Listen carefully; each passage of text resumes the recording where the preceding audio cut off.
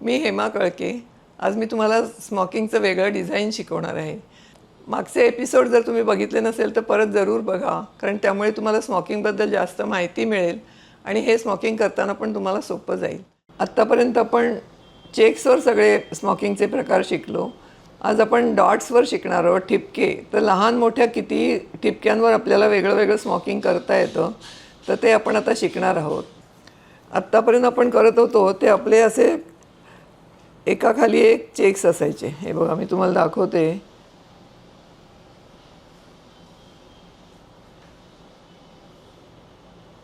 असे चेक्स असायचे आणि त्याच्यावर आपण स्मॉकिंग करत जात असू. आता ह्या दोन ठिपक्यांच्या मध्ये हा ठिपका, असं असतं. तर ह्याच्यावर मी डिझाईन बसवलं आहे आणि हे तुम्हाला इथे बघता येईल की इथून आपण सुरुवात करतो. टाका तोच आहे. ह्या ठिपक्यातनं ह्या ठिपक्यात घातल्यानंतर मध्ये हा ठिपका येतो, ह्या ठिपक्यात आपण घालतो आहे. एरवी आपण सरळ घातलं असतं, तसं नाही आहे. ह्या दोन ठिपक्याच्या मधल्या ठिपक्यावर आपण घालत जाणार आहोत. पहिल्यांदा मी तुम्हाला हे मोठे चेक्स दाखवते. ह्या मोठ्या चेक्सवर तुम्हाला कल्पना येईल की हे बघा, ह्या दोन डॉट्सच्या मध्ये हा डॉट आहे, तर तो पण आपण उपयोगात आणणार आहोत. त्यामुळे इथे घातलं की इथे इथे असं आपण घालत जाणार आहोत. हे बघा, हे डॉट्स आहेत. ह्या डॉट्सच्या बाजूनी मी घातलं आहे, म्हणजे डॉट आपल्याला दिसायला हवं आहे. तर डॉटच्या बाजूनी सुई घातली आहे. तशीच इथे सुई मी डॉटच्या चिकटून घालून बाजूला करणार आहे आणि ही मी ओढून घेणार आहे. हे ओढण्याची आणि ही सगळी पद्धत तीच आहे. आणि इथून वर जाताना ह्याच्यामध्ये डॉट नाही आहे, तिथे मी नुसता एक टाका उचलून घेणार आहे. तिथे घालणार काहीच नाही आहे. आणि इथे ह्या डॉटच्या इथे आपण सुई घालायची. त्याच्या शेजारचा डॉट हा आहे. तर डॉटपासून कापडाकडे असे सुईची दिशा कधीही बदलायची नाही. ही अशी घालायची आहे आणि ही आपण ओढून घेणार आहोत. ओढलं की आपण नेहमीप्रमाणे इथे हात धरणार आहोत आणि त्याच्या हे बघा, आता ह्या दोन डॉटच्या मधला हा डॉट आहे. तर ह्या डॉटवर आपल्याला घालायचं आहे. चेकवर आपल्याला एकाखाली एक घालत होतो, तसं न करता हे मधल्या डॉटवर घालत जायचं आहे. त्याची एक वेगळी गंमत आहे. हे बघा, ह्याच्या शेजारचा हा डॉट. आता ह्या दोनच्या मधला हा डॉट आहे, पण त्याच्यावर आपण घालणार आहोत.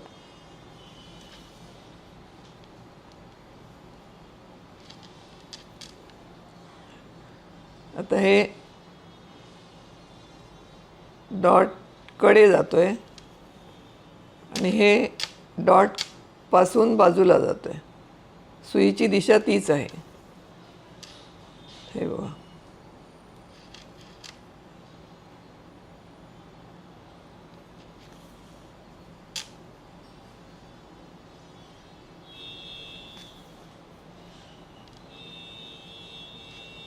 आता तुम्हाला जायचं असेल तर अशी सरळ लाईन पण तुम्ही घालत जाऊ शकता. पण आपण इथे एक वेगळं डिझाईन करतो आहे.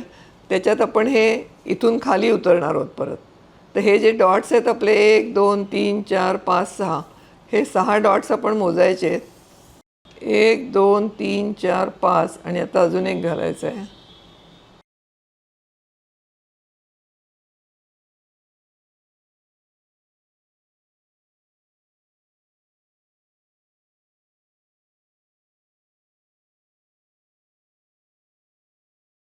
आणि इथून आपण आता मगासारखं इथून खाली यायचं आहे.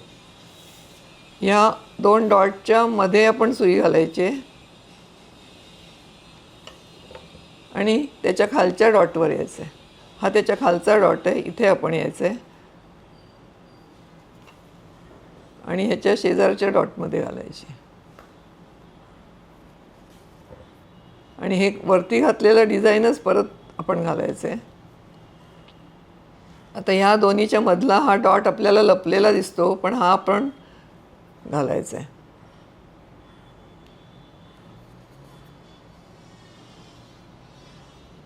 हा दोरा आपला चुकून वर आला आहे, तो आपण खाली काढून घ्यायला पाहिजे. तर हा दोरा आपण खाली काढून घेऊया. हा खालनं आला पाहिजे आणि हे ओढलं जातं आहे. आणि मग ह्याच्यामधला हा टिपका शोधून काढून हा इथे आपण घालायचा आहे.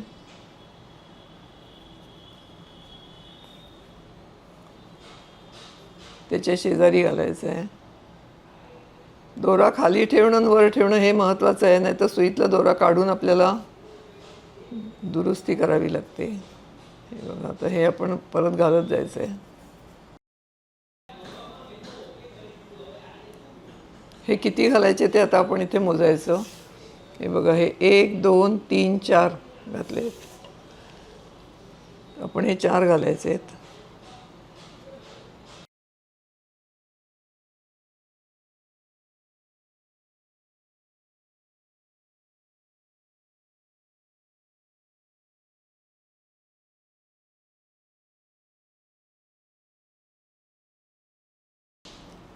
एक 2 3 4. आता इथे पूर्ण करायचा हा खालच्या बाजूला.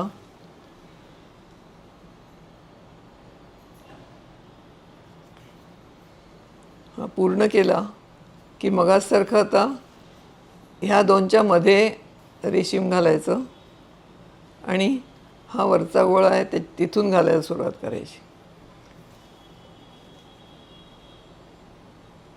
इथे परत आपण आता हे 6 ठिपके मोजू आणि खाली उतरू. अशी ही पहिली ओळ घालायची. ही बघा, ही पहिली ओळ आपण घालून घेतली आहे.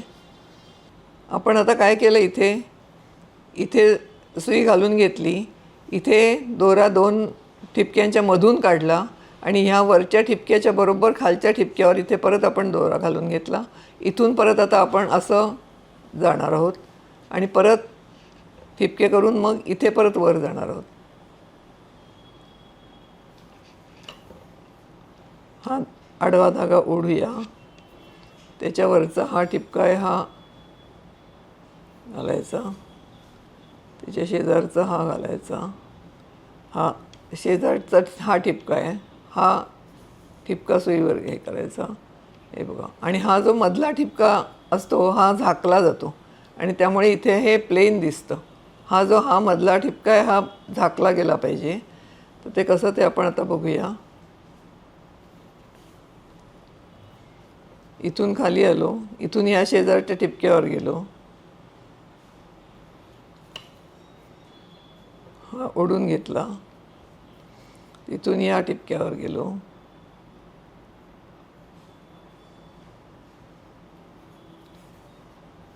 तिथून या शेजारच्या ठिपक्यावर आलो, हा ओढून घेतला की हा ठिपका आतला झाकला गेला. हा बघा, हा मधला ठिपका झाकला जातो. असं करत आपण परत हे जितके आहेत तितकेच इथे घालायचे. आता हे खालचे तुम्हाला मोजायचे असले तर हे 1 2 3 4 5 आहेत. म्हणजे इथे आपल्याला 1 2 3 4 5 आलायला पाहिजेत. तर आपण आता हे पुरं करत जाऊया.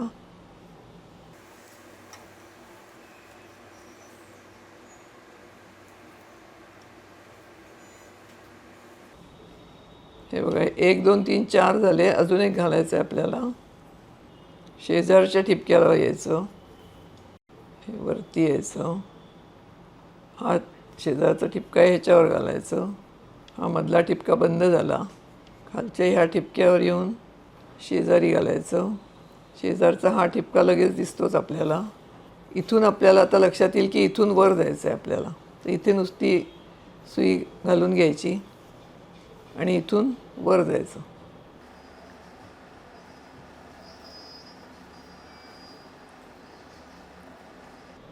इथे पहिल्यांदा ऑलरेडी घातलेलं आहे तिथूनच घालायचं आहे आणि ती जी चूण आलेली आहे ती चूण ह्याच्यावर पण येणार आहे आणि हे असं तुम्हाला डबल दिसणार आहे. एकदा हे डबल दिसेल, एकदा हे डबल दिसेल, एकदा हे डबल दिसेल, असं आपलं हे डिझाईन होणार आहे. तिथून खाली ह्या ठिपक्यावर यायचं, शेजारच्या ठिपक्यावर जायचं,